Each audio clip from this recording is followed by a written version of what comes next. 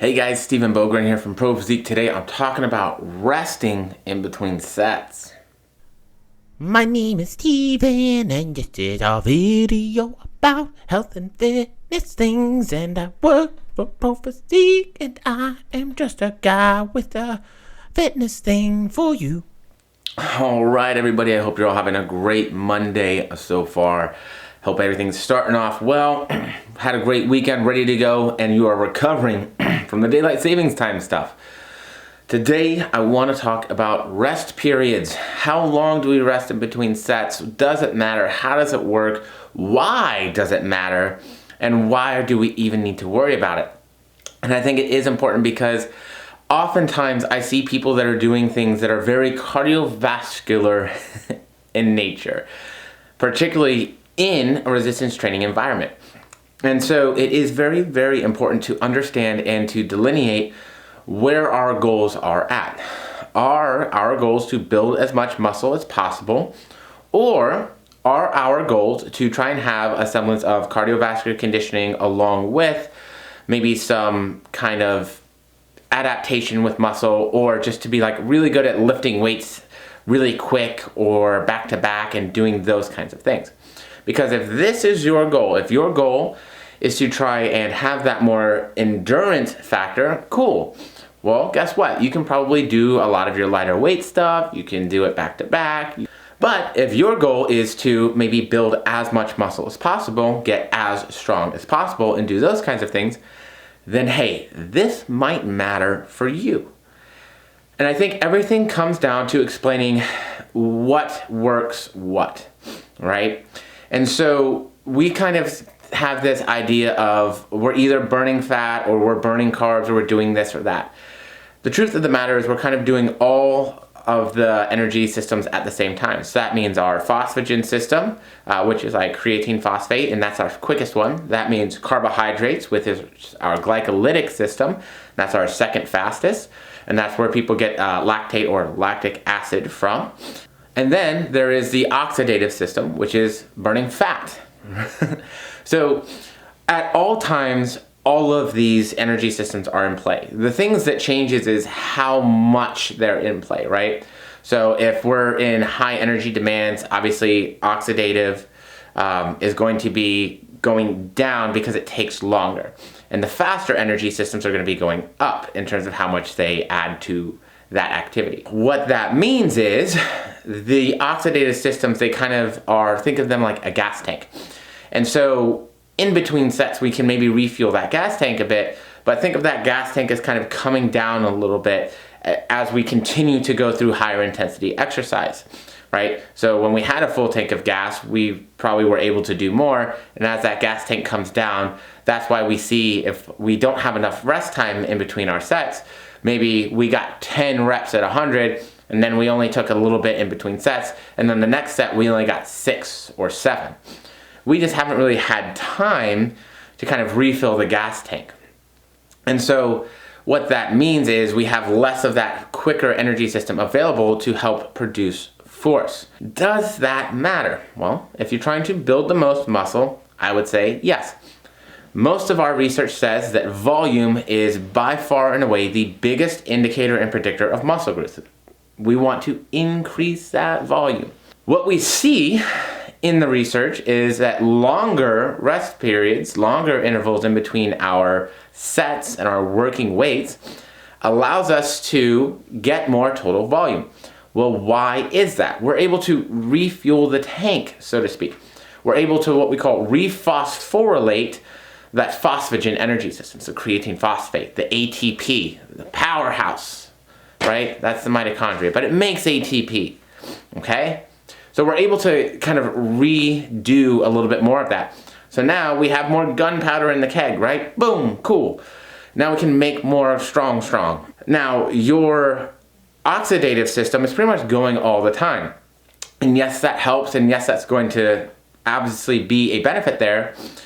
But none of us are really hurting. Well, we'll say the vast majority of us aren't necessarily hurting for body fat or oxidative energy systems. Yes, your body has to free up the body fat, it has to do what we call lipolysis, then it has to get to the cells and then be used for sure. And again, it is a slower system, so it takes longer, but it's kind of always going.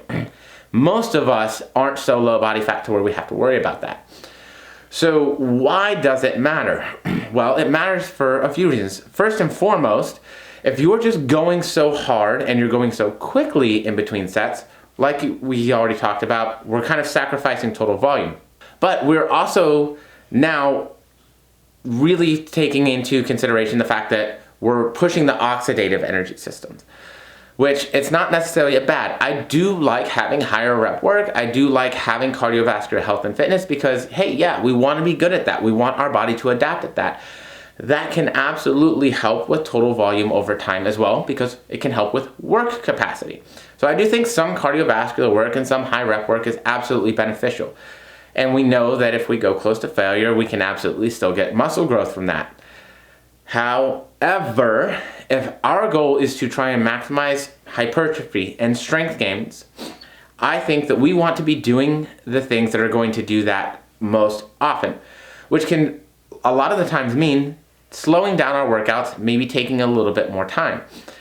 And so for me, my kind of general recommendations are if we're doing maybe lighter to moderate weight for higher reps, we can probably get away with less rest intervals, right? So I'd say maybe like 1 to 3 minutes depending on how you're doing.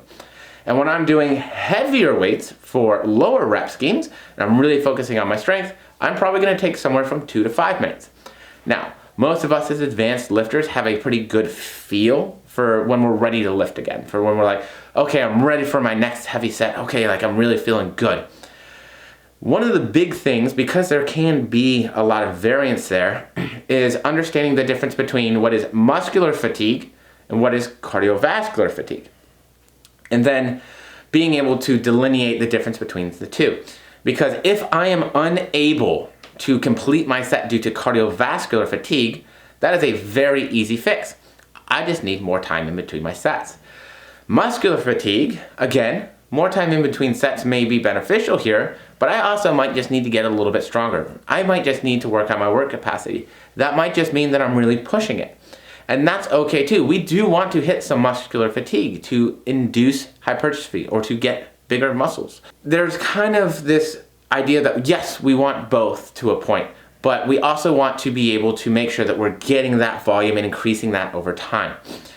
Now, some of the ways that I like to kind of make the gym go a little bit quicker, because I know that's a big thing, I don't want to be there for 2 or 3 hours, is I do like to do supersets. The way that I like to do supersets oftentimes, though, is by doing opposing muscle groups, so a push and a pull. So oftentimes, if I go in and I work chest, I might be doing bicep curls in between so I can get some volume in on my bicep curls, because it's not going to have as big of an impact as, say, if I do triceps, since triceps are another big mover in terms of a lot of those pushing movements. Same thing with my anterior delts. It's another movement part of those pushing movements. So again, if I'm supersetting now, and I'm adding exercises in, if I do a chest movement, and then a tricep movement, and then a delt movement, even though there might have been more time in between my chest movements, just because it's chest dominant doesn't mean that those other muscle groups being tired or not having a full tank, so to speak, isn't going to impact that chest movement.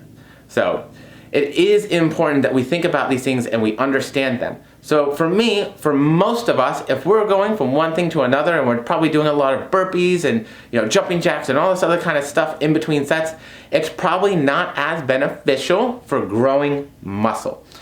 If your goal is to maybe try and burn some extra calories or do some extra work during your set to get moving a little bit more, absolutely, I can get it.